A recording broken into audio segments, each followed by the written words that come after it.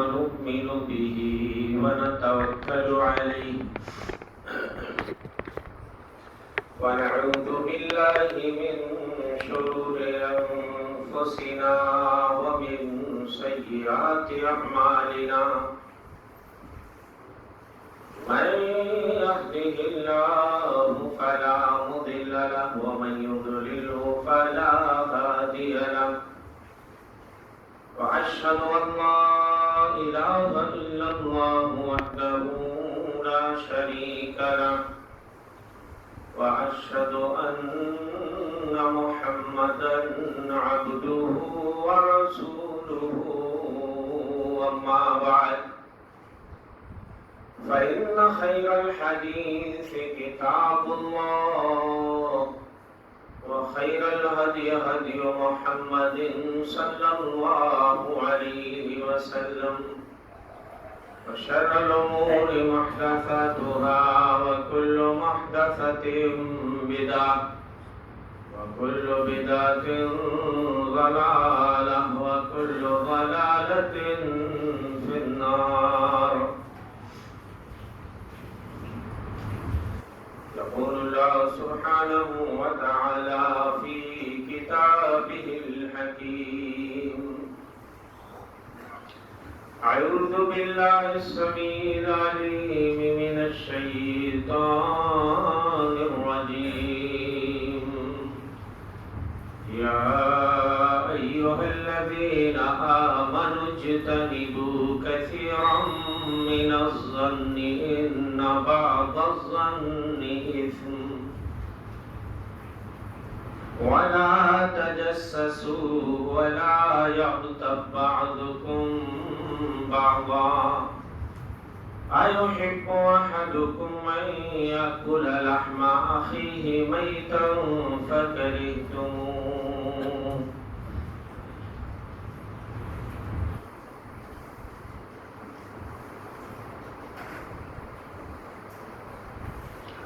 حاضرین جمع، ہر قسم کی تعریف، توصیف، حمد و ستائش، کبریائی، بزرگی، عظمت و جلالت اس اللہ تبارک و تعالی کے لیے لائق و سزاوار ہے جو سارے جہانوں کا خالق و مالک ہے، مربی اور پالنہار ہے. بعد بے شمار درود و سلام نازل ہو اس کے آخری نبی و رسول جناب محمد مصطفیٰ صلی اللہ علیہ وسلم پر.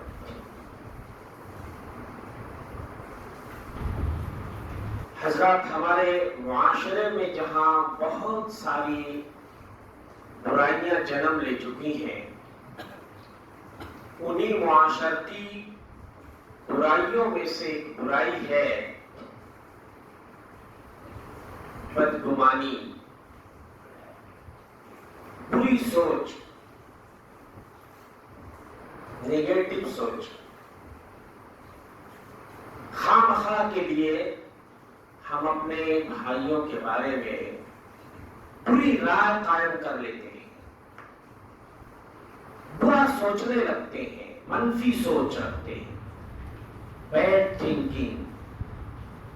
ہونا یہ چاہیے کہ ہماری سوچ جو ہے وہ پازیٹو ہو، مثبت سوچنا چاہیے، خاص طور سے اپنے مسلمان بھائیوں کے بارے میں. اس لیے کہ بدگمانی میرے بھائی بہت خطرناک چیز ہے. یہ دلوں کو لگنے والی بیماریوں میں سے ایک خطرناک بیماری ہے، اور جب یہ بیماری ایک بار لگ جاتی ہے تو دل سے چمٹ جاتی ہے، اور جب یہ بیماری دل سے چمٹ جاتی ہے تو نیت خراب ہو جاتی ہے، اور جب نیت خراب ہوتی ہے تو عمل خراب ہو جاتا ہے، اور جب عمل خراب ہوتا ہے تو آخرت برباد ہو جاتی ہے. اسی لیے بہت سارے علماء نے اس کو، یہ کبیرہ گناہ تو ہے ہی ہے، اس کی بھی اتنی ہی مذمت ہونی چاہیے جتنی مذمت ہم اور آپ زناکاری، بدکاری، شراب نوشی، عیاشیوں کی کرتے ہیں. بلکہ بسا اوقات یہ بیماری جو ہے یا یہ برائی، زناکاری، بدکاری یا شراب نوشی یا چوری، یہ جو ہم جسمانی اعضاء سے جو برائیاں کرتے ہیں ان سے زیادہ یہ بیماری خطرناک ہو جاتی ہے. کیوں؟ اس لیے کہ جسمانی اعضاء سے جو آدمی برائی کرتا ہے کبھی کبھی کرتا ہے. چوری آدمی ہر وقت نہیں کرتا, شراب آدمی ہر وقت نہیں پیتا, لیکن جب بری سوچ دل میں جڑ پکڑ لیتی ہے نا تو دل سے چپک جاتی ہے. ہر وقت آدمی برائی سوچتا ہے, اپنے بھائیوں کے بارے میں خامخواہ کے لیے بدگمانی رہتا ہے. دیکھیے, گمان کو عربی زبان میں زن کہتے ہیں, زن, جس کو ہم لوگ اردو میں گمان کہتے ہیں. گمان دو طرح کا ہوتا ہے, ایک تو اچھا گمان جس کو حسن زن عربی میں کہتے ہیں, اور ایک برا گمان جس کو سوء زن کہتے ہیں. برا گمان. حسن زن کیا ہے؟ اچھی رائے, اچھی سوچ رکھیے اپنے بھائی کے بارے میں. کوئی لغزش اس سے ہو جائے, کوئی غلطی ہو جائے تو آپ اس کے بارے میں اچھا سوچنے کی کوشش کیجیے. پتا نہیں یار آدمی بھول گیا ہو, ورنہ ایسا تو نہیں کر سکتا, یا ہو سکتا اس کی کوئی مجبوری ہو. تو حسن زن وہ ہے جو دلائل کی بنیاد پہ حاصل ہوتا ہے. آپ کے پاس قرینہ ہے, دلیل ہے, قوی دلیل, تو اپنے بھائی کے بارے میں آپ کوئی رائے قائم کیجیے. اس کو ظن غالب بھی کہا جاتا ہے. لیکن آپ کے پاس کوئی دلیل ہی نہیں ہے, ایسے ہی شیطان آپ کے دل میں کوئی وسوسہ ڈال دیا اور آپ اپنے بھائی کے بارے میں برا سوچنے لگے. آپ کے پاس کوئی دلیل نہیں ہے, کوئی قوی دلیل نہیں ہے, تو اس کو سوء زن کہتے ہیں. اچھا, کبھی کبھی جو شیطان دل میں وسوسہ ڈالتا ہے نا, ایک چیز کے ہونے یا نہ ہونے کے چانسز برابر 50-50, ایسا ہو بھی سکتا ہے, ایسا نہیں بھی ہو سکتا ہے, وہ ایسا کر بھی سکتا ہے, نہیں بھی کر سکتا ہے. اس کو شک کہتے ہیں. اور اگر اس چیز کے ہونے کے چانسز بہت لو ہے, بہت کم ہے نہ ہونے کے مقابلے میں, اس کو وہم کہتے ہیں. یہ تو اور بھی ڈینجر ہے. تو شک ہو یا وہم ہو, ہمیں اس کو فالو نہیں کرنا چاہیے. کسی بھی چیز میں آپ دیکھ لیجئے, عبادتوں میں بھی دیکھ لیجئے, ہمیں شک اور وہم کو فالو نہیں کرنا ہے جب تک قوی دلیل نہ مل جائے. شیطان تو چاہتا ہے ہماری عبادت خراب کر دے. وہ وسوسہ دلاتا ہے کہ جناب والا آپ کا وضو گیا, آپ مسجد میں بیٹھ کے عبادت کر رہے ہو, آپ کی نماز قبول نہیں ہوگی. اللہ اکبر. اتنا ڈینجر اور خطرناک ہوتا ہے شیطان کہ اللہ کے رسول صلی اللہ علیہ وسلم فرماتے ہیں, انسان کی شرمگاہوں کے بیچ میں گھس کر کے وہ یہ وسوسہ دلاتا ہے کہ اس کی ہوا خارج ہو گئی, اس کا وضو ٹوٹ گیا, جبکہ ایسا ہوتا نہیں ہے. تو اللہ کے رسول صلی اللہ علیہ وسلم فرماتے ہیں, آدمی کو چاہیے کہ شک کو پھینک دے, شک کو فالو نہ کرے, یقین پہ اعتماد کرے, جب تک کہ وہ آواز نہ سن لے یا خراب بو محسوس نہ کر لے. یہ دو چیزیں دلیل ہو گئی, ان دونوں میں سے کوئی چیز نہیں پائی گئی, بس مجرد ایک وسوسہ ہے, ایک وہم ہے, شک ہے. آپ اس کو چھوڑ دیجئے, اس کو فالو مت کیجئے. آپ یقین پہ جمے رہیے کہ نہیں جناب میرا وضو باقی ہے, مجھے نماز چھوڑنے کی کوئی ضرورت نہیں ہے. ایسے ہی ہمیں ہمارے بھائیوں کے بارے میں شیطان بدگمان کرنا چاہتا ہے, وسوسے دلاتا ہے. جناب والا وہ آدمی بڑا برا ہے, بڑا خراب آدمی ہے. بھئی اس کی برائی آپ نے نہیں دیکھی, اس کی خرابی آپ نے نہیں دیکھی, آپ کے پاس دلیل نہیں ہے, آپ نے بری سوچ کیوں قائم کر لی. ہونا یہ چاہیے کہ اگر کوئی لغزش ہو جائے ہمارے کسی بھائی سے, اس کو اچھے سے سمجھ لیجئے, خاص طور سے وہ لوگ جو علماء ہیں, صلحاء ہیں, شرفاء ہیں, اتقیاء ہیں, اچھے نیک پرہیزگار لوگ, اگر ان سے کبھی کوئی لغزش ہو جائے, کوئی خراب کام مان لیجئے ان سے صدور اس کا ہو جائے, ہونا یہ چاہیے ہم اپنا دل صاف رکھیں, پتہ نہیں یار آدمی کی کوئی مجبوری ہو. ایک آدمی داڑھی ٹوپی والا اچھا خاصا آدمی رمضان کے مہینے میں مثال کے طور پہ کچھ کھا پی رہا ہے, کچھ کھا رہا ہے, سمجھ گئے نا؟ ہم فوراً برا سوچنے لگتے ہیں, بدگمان ہو جاتے ہیں. یا داڑھی رکھ کر کے رمضان میں کھا رہا ہے, ہو سکتا وہ بندہ مسافر ہو, حالت سفر میں ہو, یا کوئی ایسی بیماری ہے جس بیماری نے اس کے لیے روزہ توڑنے کی رخصت دے رکھی ہے. آپ ایسا کہہ نہیں سوچ رہے تھے کہ اس کی کوئی مجبوری ہو. آج بدگمانی کا حال یہ ہے, میں کیا بتاؤں, کون سا شعبہ بدگمانی سے محفوظ ہے؟ امام اپنے نمازیوں سے بدگمان ہے, نمازی امام سے بدگمان ہے, مدرس یا معلم اپنے شاگردوں سے بدگمان ہے, شاگرد اپنے استاد سے بدگمان ہے, بیٹا باپ سے بدگمان ہے, اور باپ بیٹے سے بدگمان ہے, شوہر بیوی سے بدگمان ہے, بیوی شوہر سے بدگمان ہے, ساس بہو سے بدگمان ہے, بہو ساس سے بدگمان ہے. ایک کسی ممبئی کی بڑی مسجد, جامع مسجد میں میرا خطبہ ہوا تو سیکریٹری صاحب کہنے لگے, مولوی صاحب کوئی اچھا امام بتائیے ہماری مسجد کے لیے. میں نے کہا آپ کے یہاں تو امام بڑھیا تھی, میں تو ان کو جانتا تھا, کہاں چلے گئے؟ کہنے لگے مولوی صاحب آپ کو نہیں معلوم, ہماری مسجد کے امام صاحب مخالف گروپ کے ساتھ ہوٹل میں بیٹھ کے چائے پینے جاتے ہیں. تو جب ہمارے مخالف گروپ کے ساتھ ہوٹلوں میں گھنٹہ گھنٹہ بیٹھ کے چائے پیئیں گے, گپ شپ لڑائیں گے, تو ہمارے بارے میں ہی بات کرتے ہوں گے نا, اس لیے ہم نے ان کو نوٹس دے دیا. اللہ اکبر. میں نے کہا بھائی میں آپ کی مسجد کے لیے امام نہیں بتا سکتا, آپ اپنے حساب سے ڈھونڈ لو. میں نے کہا سیکریٹری صاحب توبہ کیجیے اللہ سے, کیسے یہ آپ نے رائے قائم کر لی اپنے امام کے بارے میں کہ وہ اگر کوئی بھائی کوئی مصلی اس کو بلا رہے چائے پینے کے لیے تو وہ پوچھے گا کہ آپ کس گروپ سے ہو؟ امام سب کا ہوتا ہے, امام کسی ایک گروپ کا نہیں ہوتا. اور مسجد میں گروپ, یہ لفظ گروپ ہی اتنا خطرناک ہے, سارے اپنے بھائی بھائی ہیں, وہ مسجد میں گروپ بندی کا کیا مطلب میرے بھائی؟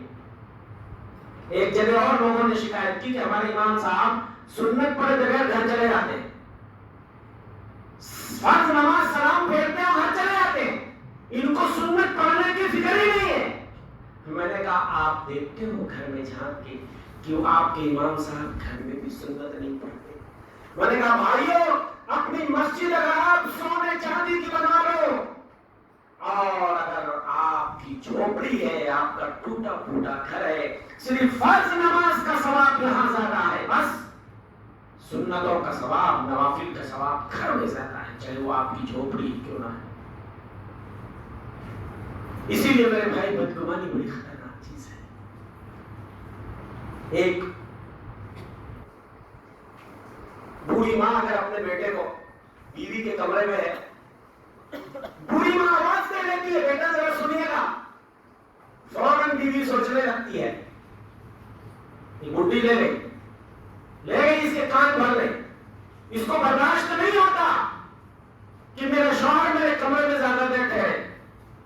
پتا نہیں اس بوڑھی ماں کو کوئی حاجت ہو, کوئی ضرورت ہو, وہ اپنے دل کی کوئی بات کہنے کے لیے اپنے بیٹے کو اس نے آواز دی, تو بیوی کی ذمہ داری یہ ہے کہ وہ اچھا کہے نہیں سوچتی. ارے تیرا شوہر ہے تو کیا ہوا, اس ماں نے اس بچے کو جنم دیا ہے, اس کا ادھیکار ہے اس کے اوپر. اور اگر شوہر اپنے گھر کے افراد کے ساتھ, ماں باپ کے ساتھ, بھائی بہنوں کے ساتھ بیٹھا ہوا ہے, کھا پی رہا ہے, اب بیوی کو کوئی ضرورت ایسی لگ گئی جو شوہر تو پرائیویٹ میں وہ بتانا چاہتی ہے, اس نے آواز دے لیا, تو گھر والوں کی ذمہ داری ہے کہ وہ پازیٹو کیوں نہیں سوچتے. کہ ہاں اب یہ گھر والوں کے ساتھ, ماں باپ کے ساتھ بیٹھا دیکھ کر نا برداشت نہیں کر سکتی, برداشت نہیں کر سکتی, لے کے گئی, ہاں ماں باپ کے ساتھ بیٹھتا ہوا دیکھ کر یہ برداشت نہیں کر سکتی. اب بہو کے بارے میں یا جو نندیں ہیں وہ اپنے بھاؤج کے بارے میں نہ جانے کیا کیا لوگ سوچتے رہتے ہیں. میرے بھائیوں, دلوں کو آئینے کی طرح صاف کر لو. یہ بدگمانی بڑی خطرناک چیز ہے. کائنات کے امام مدنی سردار فرماتے ہیں یاکم والظن فإن الظن أكذب الحدیث. او لوگوں بہت زیادہ بدگمانی سے بچو، اس لیے کہ بدگمانی یہ بدترین جھوٹ ہے. بخاری مسلم کی روایت ہے. اور اللہ تعالیٰ کیا فرماتے ہیں؟ یا ایھا الذین آمنوا اجتنبوا کثیرا من الظن ان بعض الظن اثم. اے ایمان والو، بہت زیادہ گمان سے بچو، اس لیے کہ بعض گمان جو ہے جھوٹ ہوتا ہے. ہر گمان نہیں کہا، بعض گمان جھوٹ ہوتا ہے. اس کے بعد اللہ فرماتے ہیں وَلَا تَجَسَّسُوا، او لوگوں جاسوسی نہ کرو، ایک دوسرے کے ٹوہ میں نہ لگو. جاسوسی نہ کرو. پہلے کہا گیا بہت زیادہ گمان سے بچو، اور اس کے بعد اللہ فرماتے ہیں جاسوسی نہ کرو، ٹوہ میں نہ لگو. دونوں میں کیا ربط ہے، کیا جوڑ ہے؟ معلوم ہے آپ کو؟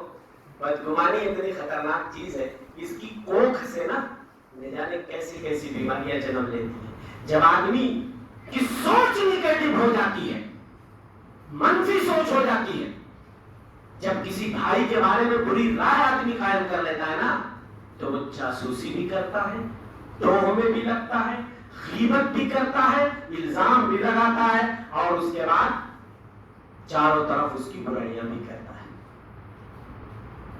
آدمی بری رائے پہلے قائم کر لیتا ہے اپنے بھائی کے بارے میں، دلیل نہیں ہے، پہلے سوچ لیا.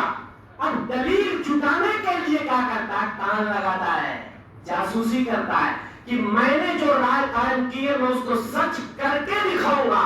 ہونا یہ چاہیے کہ پہلے تم دلیل اکٹھا کرو، پھر کسی بھائی کے بارے میں کوئی رائے قائم کرو. دلیل ہے نہیں، آپ نے یوں ہی خواہ کے لیے الزام لگا دیا، بری رائے قائم کر لی. اب دلیل ڈھونڈنے نکلے ہیں آپ، تب کیا کریں گے؟ قرآن کہتا ہے اسی لیے میرے بھائیوں وَلَا تَجَسَّسُوا، ٹوہ میں نہ لگو، وَلَا يَغْتَبْ بَعْضُكُمْ بَعْضًا، تم میں سے کوئی کسی بھائی کی غیبت نہ کرے. تو آدمی غیبت بھی کرے گا پیٹھ پیچھے، فلانو ایسا دھمکو ایسا، ہاں. اور اس کے بعد غیبت اتنی خطرناک چیز ہے، آپ کو پتا ہے کہ اللہ کے رسول صلی اللہ علیہ وسلم فرماتے ہیں مرے ہوئے بھائی کا گوشت کھانا کوئی پسند کرے گا؟ گوشت کھانا فَكَرِهْتُمُوهُ، تم میں سے ہر آدمی اس کو ناپسند کرے گا. یہ بڑی خطرناک چیز ہے میرے بھائیوں. اسی لیے اللہ کے رسول فرماتے ہیں او لوگوں بدگمانی سے بچو، اس لیے کہ بدگمانی یہ بدترین جھوٹ ہے. اور مسلم کی روایت میں ہے وَلَا تَحَسَّسُوا وَلَا تَجَسَّسُوا، وہ لوگوں ایک دوسرے کی ٹوہ میں نہ لگو، ایک دوسرے کی جاسوسیاں مت کرو. وَلَا تَنَاجَشُوا، مال نہیں خریدنا ہے تو بھاؤ نہ بڑھاؤ. وَلَا تَنَاجَشُوا وَلَا تَحَاسَدُوا، وہ لوگوں ایک دوسرے سے حسد اور کینہ نہ رکھو. وَلَا تَبَاغَضُوا، ایک دوسرے کے لیے بغض اور نفرت دلوں میں نہ رکھو. وَلَا تَدَابَرُوا، ایک دوسرے سے تعلق کو مت کاٹو. وَكُونُوا عِبَادَ اللَّهِ إِخْوَانًا، تم سب اللہ کے بندے ہو، بھائی بھائی بن کر رہو. اچھی سوچ رکھو یار، مثبت سوچ رکھو، زندگی پرسکون گزرے گی. برا سوچو گے خود ہی پریشان رہو. اسی لیے امام ابن سیرین نے ایک بہت اچھی بات کی ہے. کہتے ہیں امام ابن سیرین اِذَا بَلَغَكَ عَنْ أَخِيكَ شَيْءٌ فَالْتَمِسْ لَهُ عُذْرًا، آپ کو اگر کوئی بھائی سے کوئی تکلیف پہنچ گئی ہو تو اس کے لیے بہانے تلاش کرو. فَإِن لَّمْ تَجِدْ لَهُ عُذْرًا، کوئی بہانہ اگر نہ ملے فَقُلْ لَعَلَّ لَهُ عُذْرًا لَّمْ أَجِدْهُ، تو کہو شاید کی کوئی مجبوری رہی ہو، میرا دماغ وہاں تک نہیں پہنچتا. دماغ میں سوچو یار پتا نہیں میرا بھائی ایسا بول دیا نا، میرا دوست میرا پڑوسی وہ یار ایسا میرے بارے میں بول نہیں سکتا، میرے بارے میں ایسا سوچ نہیں سکتا، پتا نہیں آپ ٹینشن میں رہا ہو تو بول دیا ہو. آپ ایسا اپنے دل میں سوچو اچھی بات.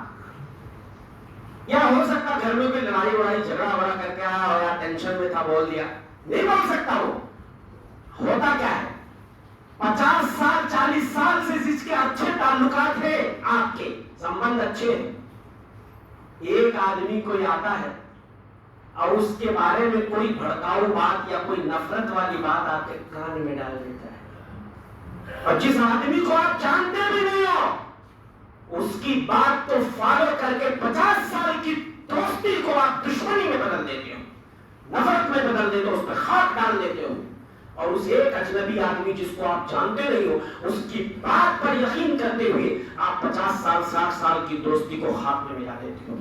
کیوں نہیں ڈانٹ کے بھگا دیا آپ نے؟ جواب، وہ میرا دوست ہے، میرا ساتھی ہے، میرا پڑوسی ہے، میرے بارے میں ایسا نہیں سوچ سکتا، نہیں بول سکتا ایسا۔ اسی لیے آپ تعلقات ٹوٹ ٹوٹ کے شکار ہو رہے ہیں، رشتے ناتوں کے تانے بانے بکھر رہے ہیں، پڑوسی پڑوسی سے بدگمان ہے، اور دوست دوست سے بدگمان ہے، بھائی بھائی کے بارے میں بدگمان ہے۔ حضرت عمر بن خطاب فرماتے ہیں، لا تظنن بکلمۃ خرجت من اخیک المؤمن شرا، کوئی بری بات تمہارے بھائی کی زبان سے اگر نکل جائے کبھی، فوراً اس کو برائی پہ محمول مت کرو۔ اذا وجدت لها فی الخیر محملا، اگر آپ اس کو بھلائی پہ محمول کر سکتے ہیں، جب تک آپ اس کو بھلائی پہ محمول کر سکتے، بھلائی ہی پہ محمول کرو، برائی پہ محمول مت کرو۔ کوشش کرو کہ اس کو جوڑ توڑ کر بھلی بھلی بات پر ہی محمول کرنے کی کوشش کرو۔ ایک آدمی کو آپ ٹیلی فون کرتے ہو، ہاں، ایک بار رنگ بجائے، 2 بار رنگ، 3 بار رنگ، نہیں اٹھا فون، فوراً گالی دینا شروع۔ اگر فلانا بہت پیسہ کما لیا، اس کا دماغ چوتھے آسمان پہ، بتاؤ میرے فون کی کوئی حیثیت ہی نہیں اس کی نگاہ، 3 بار گھنٹی بجا چکا مگر وہ فون نہیں ریسیو کر رہا ہے۔ وہ پتا نہیں بیچارہ ٹوائلٹ میں بیٹھا ہے کہ باتھ روم میں بیٹھا ہے، کہ پتا نہیں کیوں یہ ایمرجنسی ہے اس کے ساتھ۔ کاہے کو آپ اتنا جلدی برا سوچنے لگتے بھائی؟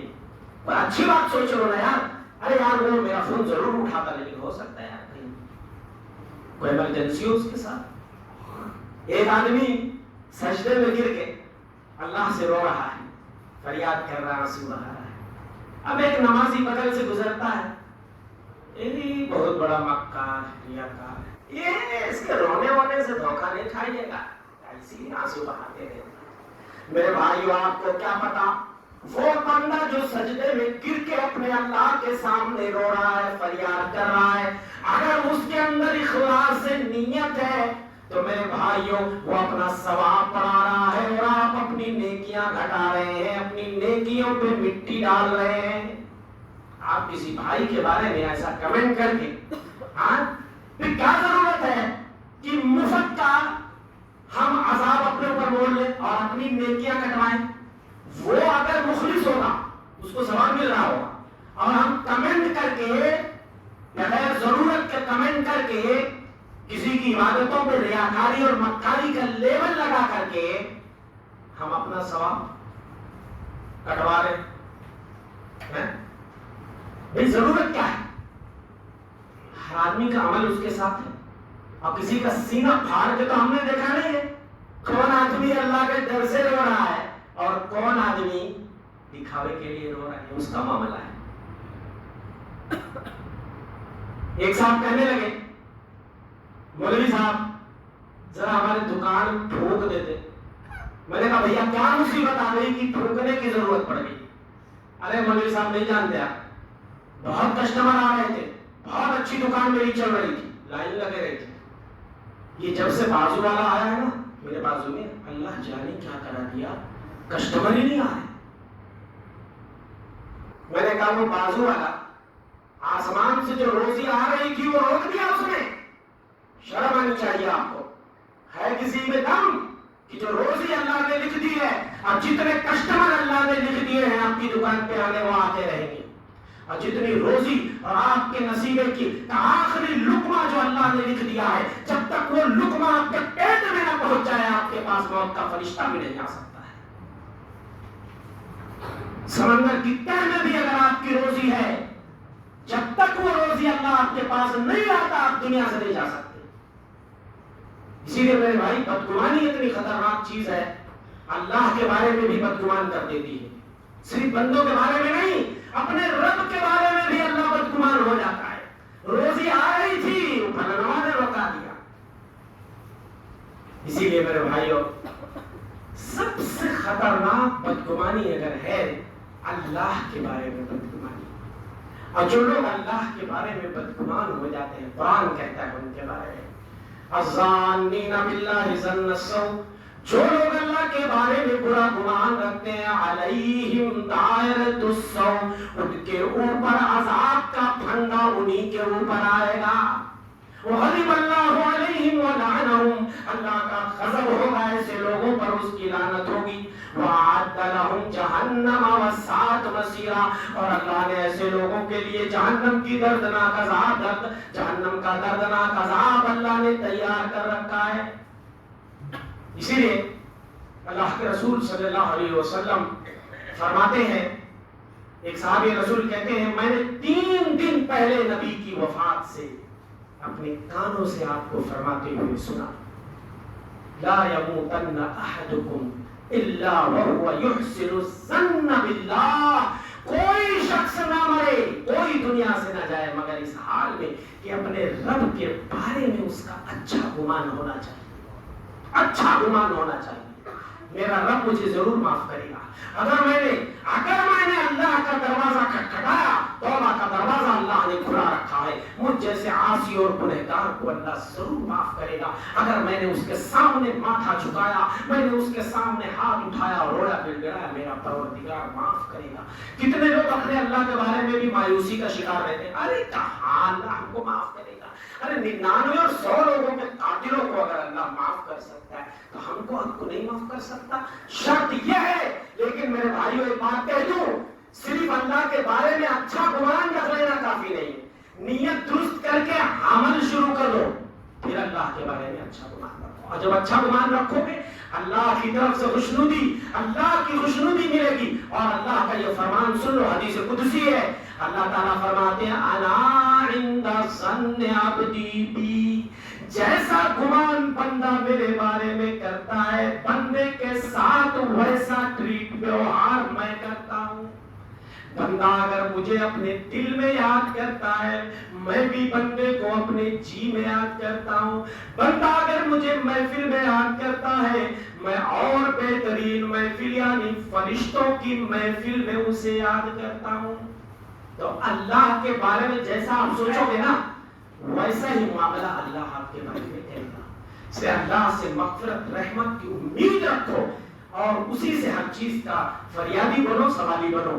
لیکن اگر ایک آدمی کے پاس عمل نہ رہا، اس کی جھولی میں کچھ عمل ہی نہیں اور وہ بیٹھا ہوا ہاتھ پہ ہاتھ رکھ، ارے یار اللہ پروردگار غفور رحیم معاف کر دے گا، میرا دل یار بہت اچھا ہے، آئینے کی طرح صاف ہے، میرے دل میں کسی کے لیے بغض نہیں، نفرت نہیں، کچھ نہیں کسی بھائی کے بارے میں. ارے بس نماز روزہ تو بولنا ہے کہ بھائی تو مولوی صاحب، اچھا نماز روزہ کو آپ نے اتنے ہلکے میں نہیں لیا، خالی دل صاف کر لینے سے کیا مغفرت ہو جائے گی؟ ہاں دل صاف رکھنا بہت بڑی نیکی ہے، لیکن عمل تو کرنا پڑے گا نا. کتنے لوگ یہ بہت جماتے ہیں، مولوی صاحب میرا دل پھلنا، ارے وہ کہتے نماز پہ نہ جاؤ، وہ نماز تو پڑھتا ہے مگر اس کے دل میں کینہ بھرا ہوا ہے، نفرت ہے، بغض ہے.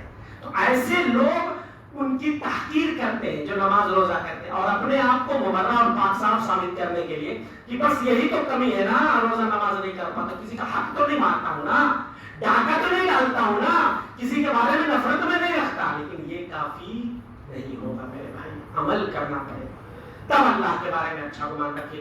اسی لیے بعض سلف صالحین کا یہ قول ہے، ان قوما خرجوا من الدنيا ما لهم بحسنہ، ان قوما خرجوا من الدنيا الہتهم الامانی، کتنے لوگ دنیا سے چلے گئے مگر تمناؤں اور آرزوؤں نے انہیں گمراہ کر دیا.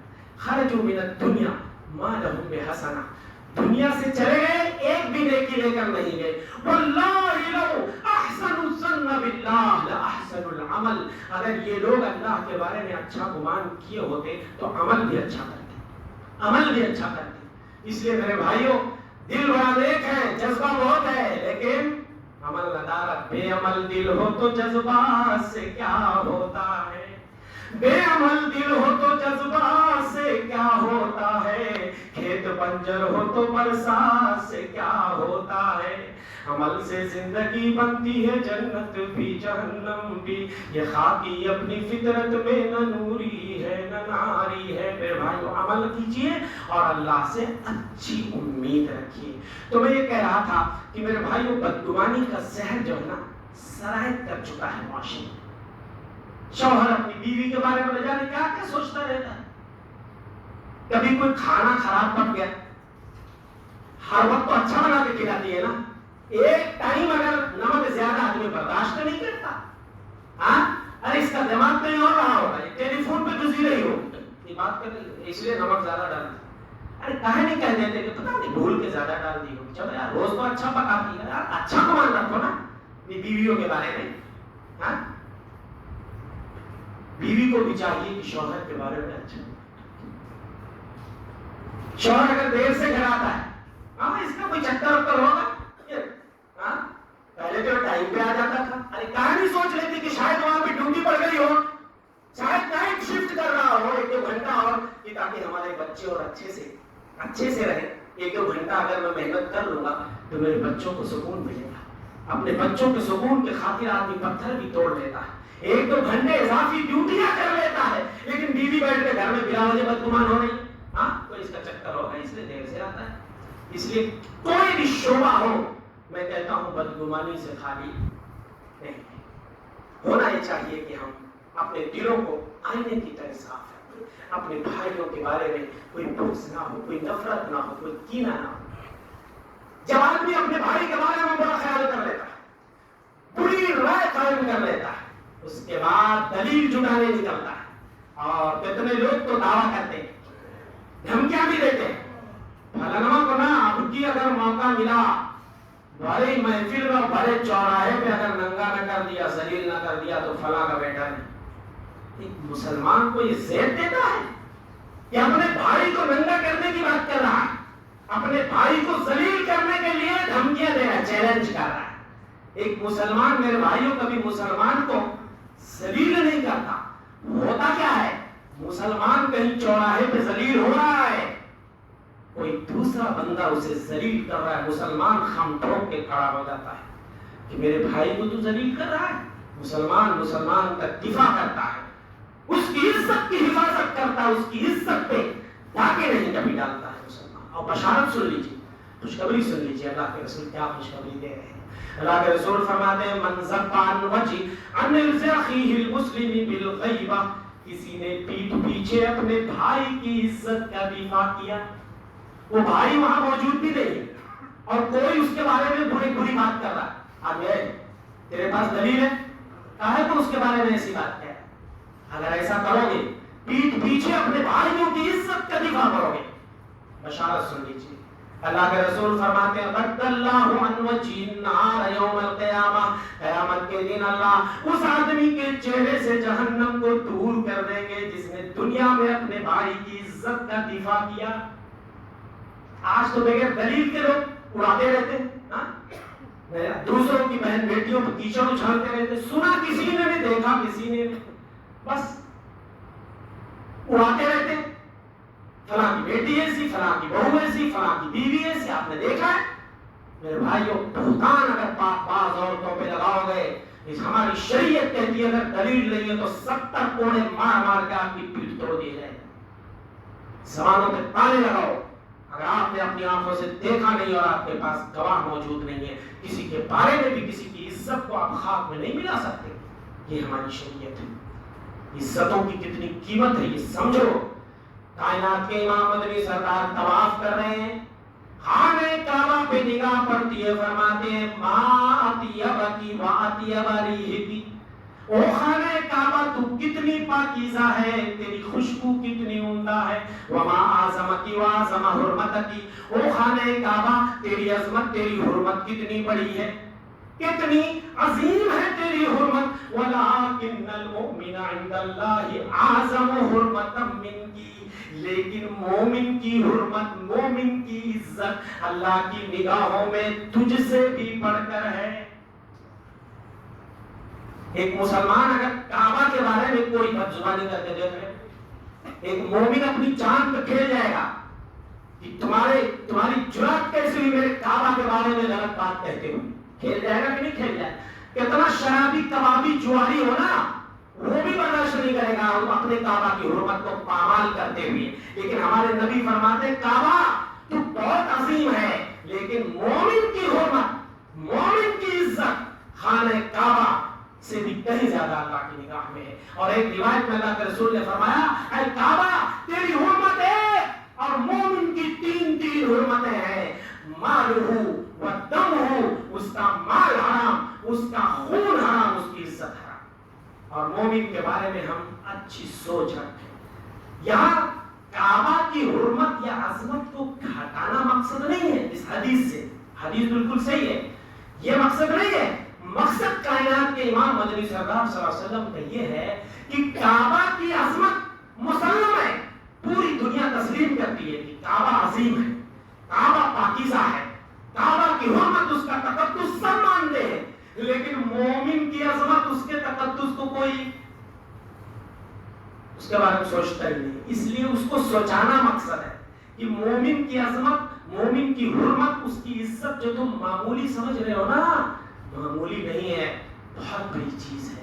اس لیے اپنے بھائیوں کے بارے میں، میرے بھائیوں، کوئی بھی غلط، خاص طور سے جو میں کہتا ہوں جو اچھے لوگ، نیک لوگ ہیں، کبھی کوئی لفظش ہو جائے، کوئی غلطی ہو جائے تو لفظشوں کے پیچھے نہ پڑو، ان کو اچھی چیز پہ محمول کر لو۔ ہاں کوئی فاسق ہے، فاجر ہے، بے دین ہے، ٹپوری ہے، چرسی ہے، شرابی ہے، جواری ہے، اس کے بارے میں آپ اگر غلط رائے قائم کرتے ہو کوئی برائی دیکھ کر، تو آپ کا حق ہے، اس میں کوئی حرج نہیں، اس لیے کہ وہ تو ڈوبے ہوئے ہیں برائی میں، تو ان کے بارے میں غلط رائے آپ قائم کر سکتے ہو۔ لیکن کوئی اچھا آدمی، شریف آدمی ہے، نمازی ہے، پرہیزگار ہے، آپ کی مسجد کا امام ہے، مؤذن ہے، آپ کا اگوا ہے، آپ کا پیشوا ہے، سمجھ رہے نا، یہ جو اچھے لوگ ہیں ان سے کوئی لفظش ہو جائے تو اچھی چیز پہ محمول کرو۔ بشارت سن کے ایک حدیث پڑھ کے اپنی بات ختم کروں گا۔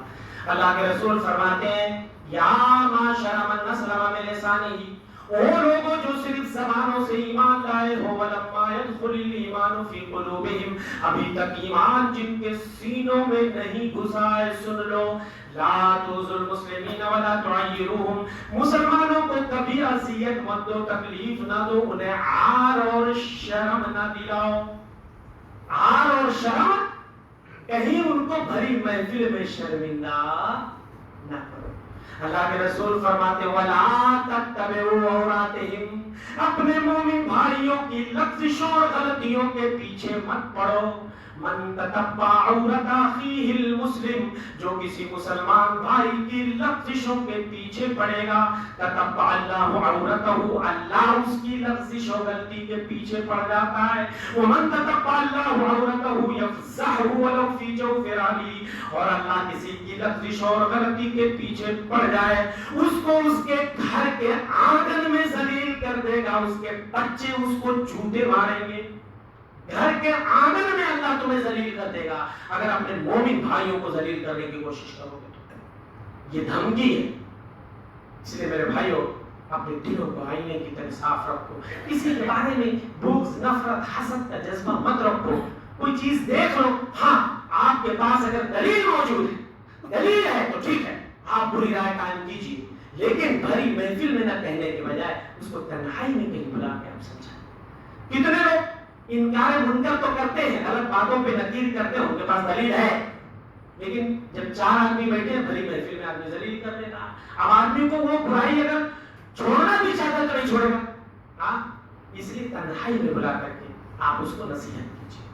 دلیل ہے تو، نہیں دلیل ہے تو اچھی بات سوچ لیجیے، کوئی اچھی چیز دل میں لے آئیے، آپ کا دماغ بھی صاف ہو جائے گا، دل بھی صاف ہو جائے گا۔ تو اللہ سے دعا ہے کہ مولا کریم ہم تمام مسلمان بھائیوں کے دلوں کو آئینے کی طرح والا صاف کر دے، کسی کے لیے کوئی بغض نہ ہو، کوئی نفرت نہ ہو، کوئی کینہ نہ ہو، عداوت نہ ہو، دشمنی نہ ہو، کوئی چھل نہ ہو، کوئی کپٹ نہ ہو، کوئی جو ہے بدگمانی نہ ہو، کوئی بری سوچ نہ ہو۔ اللہ ہماری سوچ کو مثبت بنا دے، اللہ تو ہم لوگوں کی سوچ کو، مسلمانوں کی سوچ کو پازیٹو سوچ میں تبدیل کر دے، جو ہمارے اندر جو منفی سوچ ہے، بیڈ تھنکنگ ہے۔ اس لیے کہ میرے بھائیوں کسی بھی معاشرے میں جب مثبت سوچ کے حامل افراد زیادہ ہوتے ہیں، وہ وہ معاشرہ ترقی کر جاتا ہے. اور جب معاشرے کی سوچ بگڑ جاتی ہے, سوچ بری ہو جاتی ہے, وہ معاشرہ سوال پذیر ہو جاتا ہے. اللہ سے دعا ہے کہ مولا ہمیں اس بری دعوت سے بچا. آمین و توفیق باللہ وصلی اللہ علی نبینا محمد. بارک اللہ لی و لکم فی القرآن العظیم و نفعني و إياكم بالآيات والذكر الحكيم إنه تعالى جواد كريم.